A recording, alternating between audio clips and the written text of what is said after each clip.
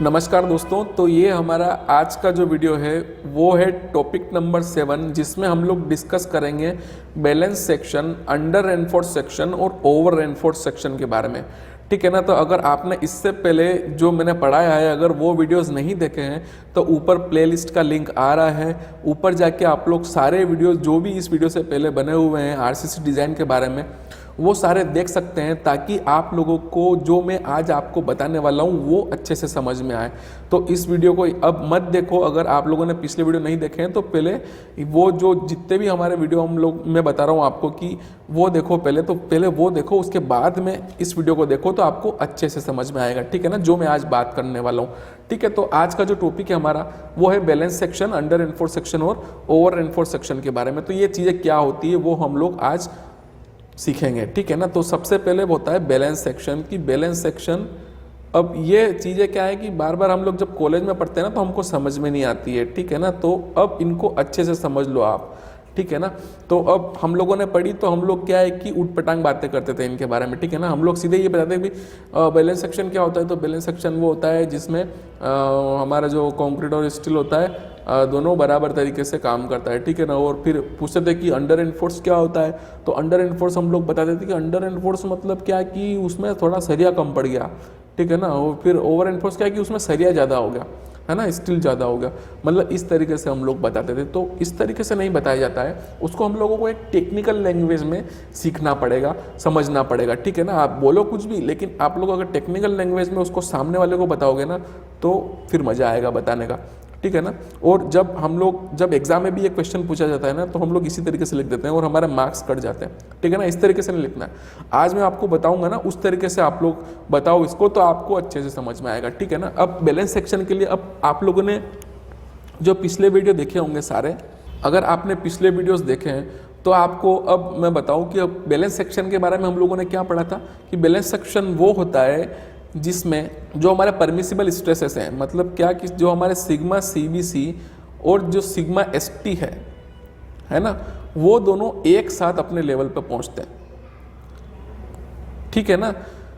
तो ये अगर एक साथ अपने लेवल पे पहुंचे तो वो होता है एक बैलेंस सेक्शन। मतलब उसमें सिग्मा सीबीसी मतलब जितना हमारा कंक्रीट मैक्सिमम जितना यूटिलाइज होना चाहिए था, जितना हम लोगों को कंक्रीट से काम लेना था, जितने लोड के लिए उसको डिजाइन करना था और जितना वो लोड सहन कर सकता है, जो जितना वो स्ट्रेस ले सकता है, उस पे हम लोगों ने उसको पहुंचा दिया। और साथ में जो हम लोगों ने स्टील डाला है ना, बीम के अंदर जो भी हम लोगों ने स्टील डाला उसको भी हम लोगों ने पूरी तरीके से यूटिलाइज कर लिया। उसके अंदर भी जो भी हम लोग मैक्सिमम स्ट्रेस ला सकते थे वो हम लोगों ने ला दिया उसके अंदर। तो जब हम लोग पूरी तरीके से यूटिलाइज कर लेते हैं किसी भी सेक्शन को तो उसको हम लोग बैलेंस सेक्शन बोलते हैं। ठीक है ना। अब इसको हम लोगों ने ग्राफ में भी समझ रखा है कि किस तरीके से। ठीक है ना। मतलब क्या होता है कि ये पूरा सिग्मा सीबीसी के लेवल पे पहुंच जाता है। अब ये देखो ये बीम का है, मतलब ये बीम के स्ट्रेसेस है ना, ये एक न्यूट्रल एक्सिस हो गया और न्यूट्रल एक्सिस से ऊपर का क्या हो गया कंप्रेशन जोन और नीचे का क्या हो गया टेंशन जोन। तो जो कंप्रेशन जोन है उसमें जो स्ट्रेसेस आने वाले थे वो हम लोगों ने मैक्सिमम वैल्यू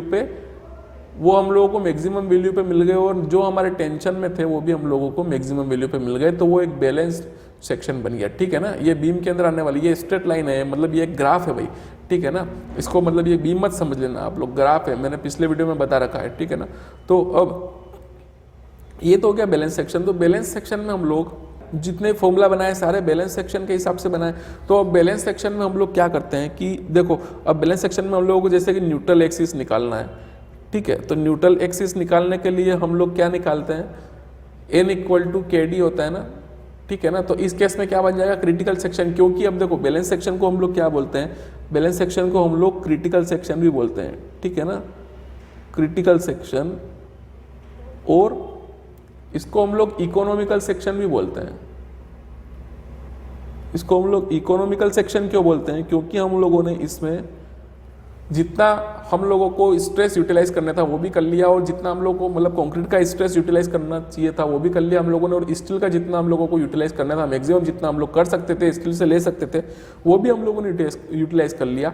तो क्या होगा कि हमारा कम खर्चे में काम हो गया। ठीक है ना। अब जब आप लोग अंडर एनफोर्स और ओवर एनफोर्स पढ़ेंगे ना तो आपको चीज़ें थोड़ी क्लियर हो जाएगी। ठीक है ना। तो अब इस केस में क्या होता है कि ये केसी बन जाता है ना, न्यूट्रल, जब हम लोग बैलेंस सेक्शन की बात करते हैं, क्रिटिकल सेक्शन जब होता है तो वो ये के सी होता है।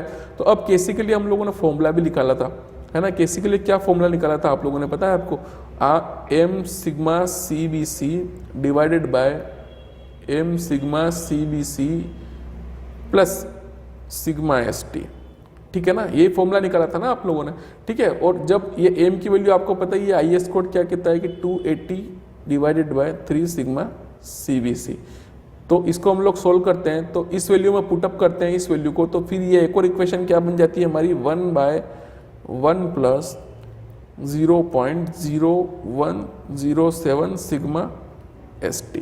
तो ये इक्वेशन हम लोग जो होते हैं क्रिटिकल एक्सिस, जो हमारा क्रिटिकल सेक्शन के लिए हम लोग न्यूट्रल एक्सिस निकालते हैं, तो वो हम लोग इस इक्वेशन निकालते हैं, इस इक्वेशन से, क्योंकि वो बैलेंस्ड सेक्शन की इक्वेशन होती है, ठीक है ना।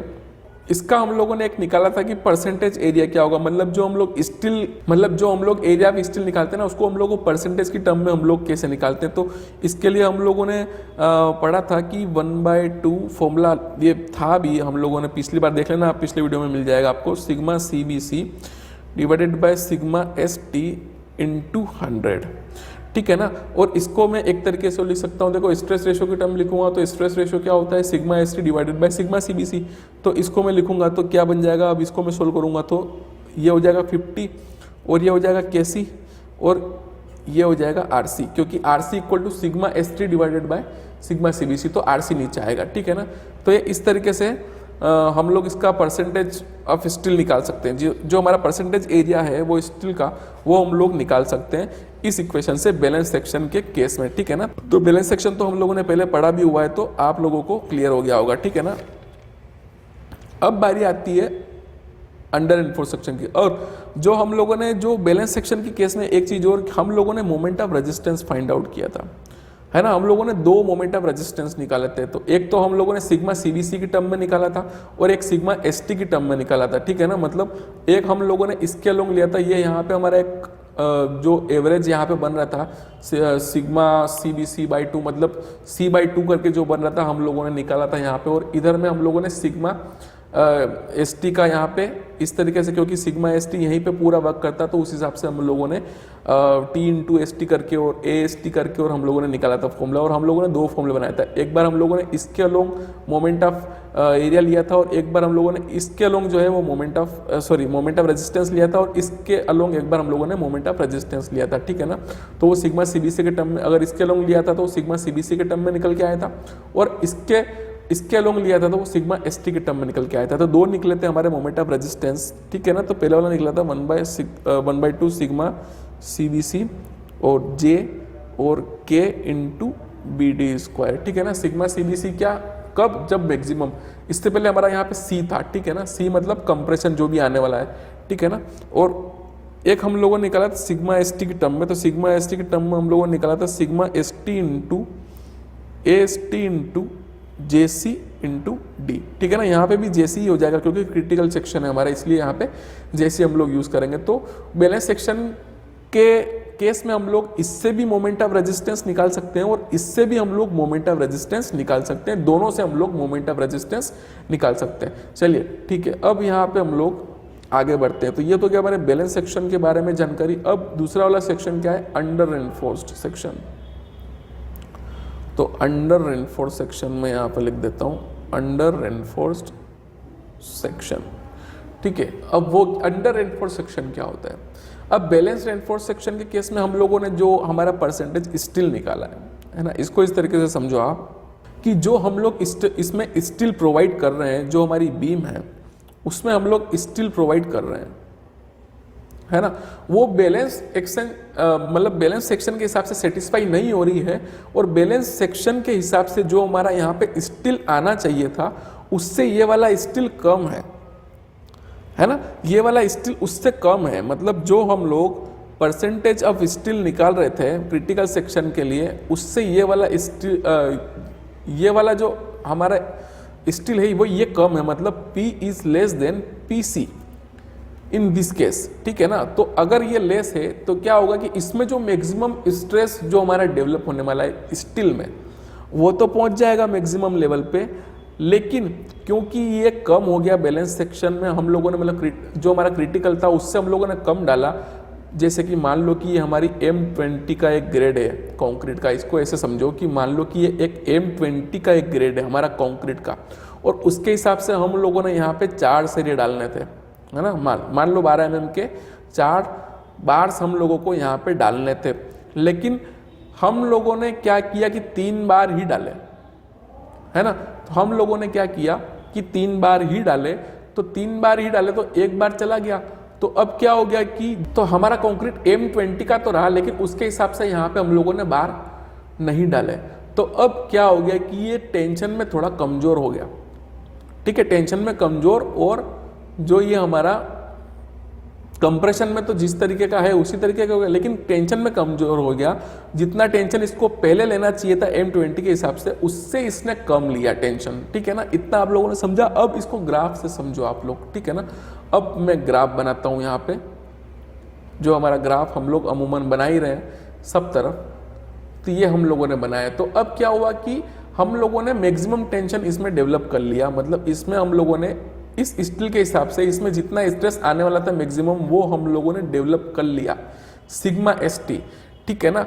लेकिन सिग्मा ST अब क्या हो गया कि इस एक तरीके से हमारा जो कंक्रीट है वो मजबूत हो गया, वो मजबूती में, मजबूत स्थिति में। क्यों आ गया वो मजबूत स्थिति में? क्योंकि यहाँ पे हमारा फुली डेवलप हो गया। अब देखो, क्योंकि अगर बैलेंस सेक्शन होता तो क्या होता, सिग्मा ST होता इधर में, और इधर में सिग्मा CBC हो जाता, ठीक है ना। लेकिन इस केस में क्या होगा कि सिग्मा ST तो अपने लेवल पे पहुंच गया, लेकिन ये वाला स्ट्रेस अपने लेवल पे नहीं पहुंच पाया, फुली यूटिलाइज नहीं हो पाया, क्योंकि हम लोगों ने एक सरिया कम कर दिया। अगर एक सरिया बढ़ाते तो उस हिसाब से टेंशन भी बढ़ता, तो टेंशन बढ़ता तो उस हिसाब से हमारा सिग्मा CBC सेटिस्फाई हो जाता। लेकिन क्या हुआ कि क्योंकि हम लोगों ने टेंशन कम कर दिया तो हमारा सिग्मा CBC सेटिस्फाई नहीं हो पाया, और जो सिग्मा हमारा मतलब सिग्मा जो हमारा इसमें स्ट्रेस आना चाहिए था वो कम ही डेवलप हो पाया, है ना, क्योंकि हमारा इसमें स्टील कम पड़ गया था, ठीक है। स्टील हम लोगों ने कम डाला, तो मतलब ये यहीं इस कॉर्नर से आएगा ये पूरा जाते हुए। तो यहाँ पे मतलब इसको सिग्मा CBC नाम दिया है, तो इसको हम लोग C नाम दे देते हैं। ये कंप्रेसिव स्ट्रेस इतना ही डेवलप हो पाया उसमें, उसकी मैक्सिमम वैल्यू पे नहीं जा पाया। मतलब हम लोग जो कंक्रीट में स्ट्रेंथ है उसको पूरी तरीके से यूटिलाइज नहीं कर पाए, ठीक है, क्योंकि हम लोगों ने एक यहाँ पे स्टील कम कर दिया। तो क्या हो गया कि M20 के हिसाब से जितना स्टील आना चाहिए था इसके अंदर उतना नहीं आया, और हमारा कंक्रीट में हम लोगों को जो जितना स्ट्रेस डेवलप करना चाहिए था उतना नहीं हो पाया, ठीक है ना। तो यहाँ पे क्या हो गया कि न्यूट्रल एक्सिस जो है हमारा ऊपर चला गया, है ना। जो हमारा क्रिटिकल के केस में, बैलेंस सेक्शन के केस में कहाँ था हमारा, यहाँ पे, लेकिन अब कहाँ पे आ गया वो, यहाँ पे, ठीक है ना, क्योंकि सिग्मा ST हमारा पहले पहुंच गया सिग्मा CBC से, ठीक है ना। और मतलब इस सिग्मा ST के हिसाब से हमारा यहाँ पे इतना ही कंप्रेसिव स्ट्रेस डेवलप हो पाया, ठीक है ना। तो उसको बोलते हैं हम लोग अंडर एनफोर्स सेक्शन, ठीक है ना। तो अंडर एनफोर्स सेक्शन क्या हो गया, एक तरीके से अगर इसको देखें हम लोग कि इसमें जो हमारा टेंसाइल स्ट्रेस था वो अपनी मैक्सिमम वैल्यू पे पहुंच गया, ठीक है ना। तो sigma ST reaches maximum value before compressive stress या फिर before sigma CBC in under reinforced section, ठीक है ना। तो ये होता है हमारा अंडर रेनफोर्स सेक्शन, और ये इकोनॉमिकल नहीं है। क्यों इकोनॉमिकल नहीं है? क्योंकि हम लोग इस कंक्रीट को पूरी तरीके से यूटिलाइज नहीं कर पाए। हम लोगों ने स्टील का तो यूटिलाइजेशन कर लिया पूरा, लेकिन हम लोग कंक्रीट को पूरी तरीके से यूज नहीं कर पाए। जितनी स्ट्रेंथ तक हम लोग कंक्रीट को यूज कर सकते थे उतनी स्ट्रेंथ तक हम लोगों ने कंक्रीट को यूज नहीं किया, हम लोग नहीं कर पाए उसको, ठीक है ना। क्योंकि अगर हम लोग करते, अगर हम लोग मान लो कि हम लोग लोड बढ़ाते किसी केस में, तो क्या होता है कि वो टेंशन में फिर फेल हो जाता, ठीक है ना, टेंशन में फेल हो जाता। अगर इसको हम लोग बढ़ाने की कोशिश करते तो वो पूरा टेंशन में फेल हो जाता, इसलिए हम लोग नहीं बढ़ा सकते। हम लोगों ने इसको यूटिलाइज कर दिया। अब इससे ज़्यादा तो हम लोग कर नहीं सकते, इससे ज़्यादा हम लोग यूटिलाइज अगर इसको करेंगे, इससे ज़्यादा इस स्ट्रेस को हम लोग बढ़ाएंगे तो वो टेंशन में फेल हो जाएगा, टेंशन में फेल हो जाएगा, ठीक है, क्योंकि हम लोग इस लेवल तक नहीं पहुँच पाएंगे। ठीक है ना। तो हम लोग इस लेवल तक भी नहीं पहुंच पाएंगे क्योंकि वो टेंशन में फेल हो गया। ठीक है, तो ये होता है अंडर रेनफोर्स सेक्शन। अब इसमें हम लोग अब क्या करेंगे, अंडर रेनफोर्स सेक्शन में हम लोग moment of resistance find out करने के लिए कौन सी इक्वेशन लगाएंगे। तो अब देखो इसमें क्या हुआ कि हम लोगों ने सिग्मा एस टी को तो पूरी तरीके से यूटिलाइज कर लिया ना, सिग्मा एस टी तक तो हम लोग पहुंच गए थे, लेकिन सिग्मा सीबीसी तक नहीं पहुंच पाए। तो हम लोगों को सिग्मा एस टी जिस फॉर्मूले में आ रहा था वो फॉर्मूला हम लोगों को मोमेंट ऑफ रेजिस्टेंस के लिए चूज करना है। तो मोमेंट ऑफ रेजिस्टेंस के लिए हमारा सिग्मा एस टी इस फॉर्मूले हमारा था, कौन से फॉर्मूले में, A S T into J into D, ये इस फॉर्मूले में आ रहा था। ठीक है ना, इसको हम लोग एक तरीके से और लिख सकते हैं। ठीक है ना, किस तरीके से हम लोग जे डी के फॉर्म में लिख सकते हैं, जेडी के फॉर्म में लिखेंगे तो किस तरीके से बन जाएगा ये formula, sigma S T into A S T into JD को हम लोग लिखेंगे डी माइनस एन बाय 3। ठीक है ना, एक फॉर्मूला ये भी होता है। तो इन दोनों में से कोई भी फॉर्मूला आप लोग अप्लाई करके और मोमेंट ऑफ रेजिस्टेंस निकाल सकते हैं। ठीक है ना, क्योंकि ये अंडर एनफोर्स सेक्शन है। ठीक है ना, तो आपको सिग्मा एस टी की टर्म में मोमेंट ऑफ रेजिस्टेंस निकालना है। ठीक है, अब ओवर एनफोर्स सेक्शन की बात करते हैं हम लोग। तो ओवर एनफोर्स सेक्शन में क्या होगा, तो ओवर एनफोर्स सेक्शन यहां पे मैं लिख देता हूं। ठीक है, अब ओवर एनफोर्स सेक्शन में क्या होता है, ओवर एनफोर्स सेक्शन में अंडर एनफोर्स सेक्शन का उल्टा होगा। ठीक है ना, क्या उल्टा होगा कि जो हम लोगों ने इसमें जो बैलेंस सेक्शन के लिए हम लोगों को जो स्टील प्रोवाइड करना चाहिए था, ठीक है ना, उससे जो हम लोगों ने स्टील प्रोवाइड किया है वो ज़्यादा प्रोवाइड कर दिया। ठीक है ना, तो ज़्यादा प्रोवाइड कर दिया तो क्या हो गया, टेंशन में मजबूत हो गया। तो इसमें क्या होगा कि आप लोग सिग्मा एस टी तक पहले पहुंच ही नहीं पाओगे, उससे पहले ही हमारा कॉन्क्रीट फेल हो जाएगा, क्योंकि उसमें जो कॉन्क्रीट में मैक्सिमम स्ट्रेस आने वाला रहता है वो सिग्मा एस टी से पहले ही आ जाता है इस वाले केस में। ठीक है ना, तो अब जैसे कि क्या होता है, अब जैसे कि हम लोगों को क्या है कि अब फिर वापस से एक बीम सेक्शन बनाते हैं। ठीक है, यहाँ पे हम लोगों ने इसमें M20 का कंक्रीट यूज़ किया और यहाँ पे डालने थे हमको 4 स्टील, लेकिन हम लोगों ने कितने डाल दिए, 5। तो क्या हो गया, टेंशन में मजबूत हो गया। तो जब टेंशन में ये मजबूत हो गया तो इसका मतलब क्या हो गया कि जब हम लोग यहाँ पे इसके ऊपर लोड अगर अप्लाई करेंगे तो वो इससे, अब देखो जो हमारे सिग्मा एस टी इसमें आना चाहिए था टोटल, वो क्या हो गया, अब इस हिसाब से इसमें सिग्मा एस टी मतलब 5 सरिये के हिसाब से सिग्मा एस टी अब आता है इसमें, लेकिन हम लोगों को 4 के हिसाब से कितना मिलना चाहिए था, मतलब सिग्मा, या फिर इसको बोल दीजिए आप टी, या तो सिग्मा एस बोल दीजिए, या फिर इसको टेंशन का टेंसाइल स्ट्रेस जितना आना चाहिए था वो 4 सरियों के हिसाब से जितना आना चाहिए था। ठीक है ना, वो हो गया टी हमारा, और उस हिसाब से हमारा सिग्मा सीबीसी हो गया। समझे आप, नहीं समझे हो तो फिर से समझा देता हूँ।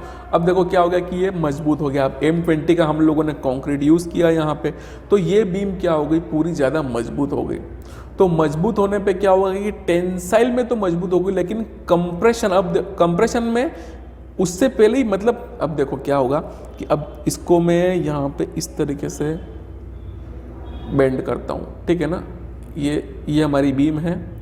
ठीक है ना, साइड से दिख रही है। ठीक है ना, ये तो सेक्शन हो गया, और इसके साइड से देखेंगे तो अब यहाँ पे M20 के हिसाब से जितना लोड आ सकता है वो हम लोगों ने इसके ऊपर डाला। ठीक है ना, तो उससे भी मतलब ज़्यादा ये लोड कैरी कर सकता था ये वाला स्टील। ठीक है ना, लेकिन उसने कैरी किया ही नहीं, क्योंकि जो हमारा मैक्सिमम लोड हम लोगों ने, जो हमारा लोड इतना डाल दिया इसके ऊपर कि हमारी सिग्मा सीबीसी की वैल्यू पहले पहुंच गई। सिग्मा सीबीसी हम लोगों ने ले लिया स्टील से पहले ही, सिग्मा एसटी से पहले ही हम लोगों ने सिग्मा सीबीसी ले लिया। ठीक है, या सिग्मा सीबीसी तक हम लोग पहुंच गए स्टील में जो सिग्मा एसटी था उसके पहुंचने से पहले ही। ठीक है ना, तो मतलब ये सरिया, इस सरिया का पूरी तरीके से यूटिलाइजेशन नहीं हो पाया। ये जो हम लोगों ने स्टील डाला उसको हम लोग पूरी तरीके से यूटिलाइज नहीं कर पाए।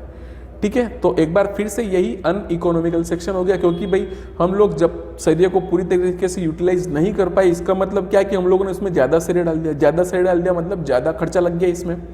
ठीक है, तो फिर वापस से ये अनइकोनॉमिकल सेक्शन हो गया। ठीक है ना, कि पैसा इसमें जितना लगना चाहिए था उससे ज़्यादा लग गया। ठीक है, तो अब वापस ये अनइकोनॉमिकल सेक्शन हो गया। तो अब इसको हम लोग ग्राफ से समझे तो किस तरीके से समझेंगे, देखो। तो अब वापस से मैं इस पर ग्राफ बनाता हूँ। ये मैंने ग्राफ बनाया, ये कुछ इस तरीके से। अब इसमें क्या हो गया कि हम लोग सिग्मा सीबीसी तक पहुंच गए, मतलब कंक्रीट में जितना स्ट्रेस आने वाला था मैक्सिमम उस लेवल तक हम लोग पहुंच गए। लेकिन इस हिसाब से हम लोग सिग्मा एस टी तक नहीं पहुंच पाए। एक बैलेंस सेक्शन के लिए क्या होता है, सिग्मा एस टी और सिग्मा सीबीसी दोनों एक साथ पहुंचते हैं, लेकिन इसमें नहीं पहुंच पाए हम लोग। तो क्या होगा कि हम लोग मतलब हम लोग क्या कि हम लोगों को इसमें पूरा स्ट्रेस यूटिलाइज नहीं हो पाया, इससे कम ही हुआ, जिसको हम लोग टी नाम दे देते हैं। ठीक है, तो अब यहाँ से हम लोग एक लाइन ड्रॉ करते हैं इस वाले कॉर्नर तक, मतलब यहाँ तक हम लोग जब लाइन ड्रॉ करते हैं तो वो इस लाइन पे यहाँ पे मैच होती है। तो हमारा क्रिटिकल सेक्शन के केस में कहाँ पे था, न्यूट्रल एक्सिस यहाँ पे, और अब कहाँ पे आ गया, नीचे की तरफ न्यूट्रल एक्सिस, क्योंकि ये लाइन यहाँ पे क्रॉस हुई। ठीक है ना, तो न्यूट्रल एक्सिस नीचे आ गया। तो मतलब क्या कि इसमें